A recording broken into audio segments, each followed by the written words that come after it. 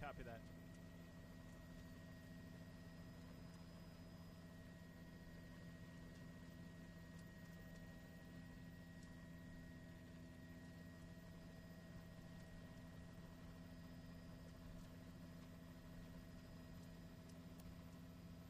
Ask you to hold our spot. What? Those people saw anything. Did she see anything? No, they're not eyewitnesses. So you're in our spot.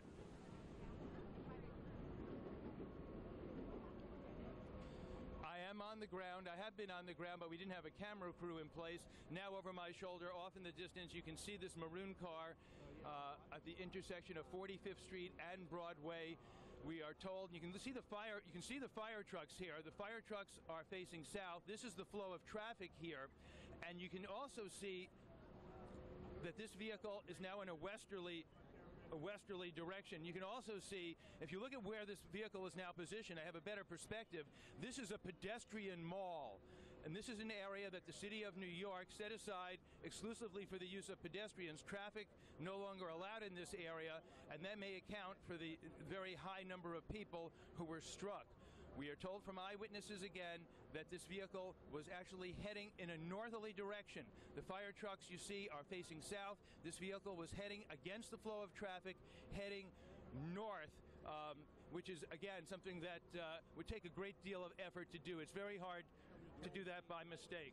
I have a woman here who was a witness. What is your name? Kelly Graves.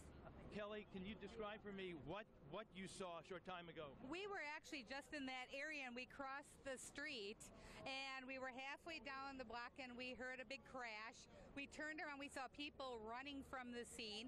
We went running back, and we saw people laying on the sidewalk on the other block with crowds of people around them trying to help them. We also saw in front of the car there was like a gray line ticket person that was down on the ground. Tour bus ticket. A tour bus ticket guy, and there were cops all around him. He was injured. We were standing right on that corner. The car started on fire, and then we got many pictures, and we were shooed away. That was pretty much all. Did you see anyone led away? Did you see someone who may have been the driver? We did not, because at that time our backs were when the crash was. I don't know. We heard that maybe he ran away. We heard different stories, but we did not see anybody getting out of the vehicle. Tell me the extent of the injuries that you saw. How serious was this, Kelly? Well, we didn't see the exact injuries because there were so many people around the injured people that it was hard to see, but you could see clumps of people down the sidewalk with people all around them trying to help them. So, but I mean, you didn't really see anybody except I saw the gray line ticket person laying on the ground. He had his back to us. We couldn't see how injured he was. He wasn't moving very much. So other than that, we really don't know the extent of the injuries or how many people were injured.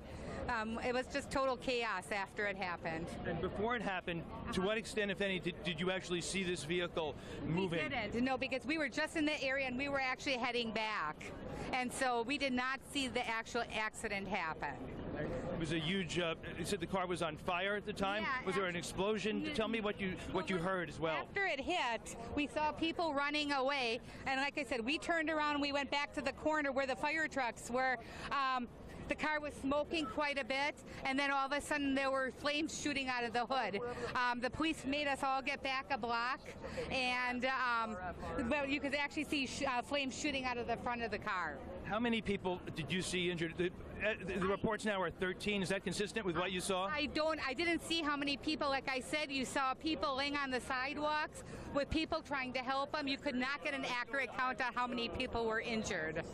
And so I don't know. But like I said, there was just crowds of people on the block beforehand with trying to help people laying on the sidewalk. Kelly, thank you very much for speaking with us. Okay. We're glad that you're all right. Unfortunately, as many as 13 people, others were injured. We have another eyewitness here. Let's see if we can get into position here, what he has to say. Funnel type area, so it would be hard to tell if there were other persons there as well. Hi, sir. We're live on Fox News Channel right now. I'm told that you saw this incident as it happened? After it had happened, sir. Yes. Describe for me what you saw. My wife and I were taking pictures for our anniversary picture to a post on Facebook. We had turned our backs and started to walk away. We had gotten about half a block away when we had heard the crash. As we turned around, pedestrians were running from the crash site, running in this direction is what we could see.